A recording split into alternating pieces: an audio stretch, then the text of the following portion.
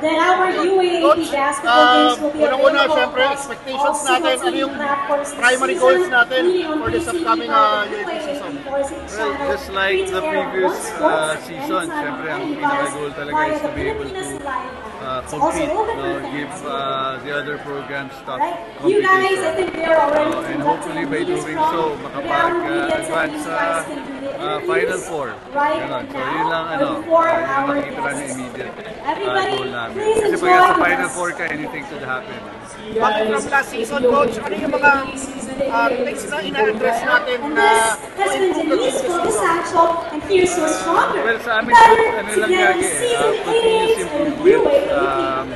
So sa lahat, the game in general, yung understanding the game ng mga bata. We admit that we have a really young team this season. So yung proseso niyan medyo mahaba-haba. Hopefully lang mapaikli namin talaga. Coach, you mention mo yung mga rookies mo na papasok. Anong expectations mo dun sa tatlong na lineup? Sasabak na sa UAAP? Well, pag may mga bagong players, ang hope ko lang as a coach is wag lang masyadong magulo sa court. So, and if pag maging ganyan sila, then I know that they are already contributing to the team. So, I don't want to give them pressure ba to contribute right away.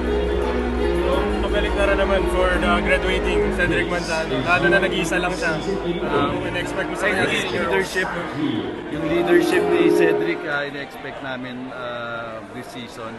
I always say yung mga batang players are very fortunate to at least having for another season. Kasi yung mga bigs namin, mga bata galing high school, yung transferee, si Denisana is also a big man.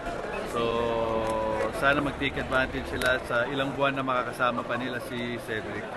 Because that will help us moving forward sa program namin.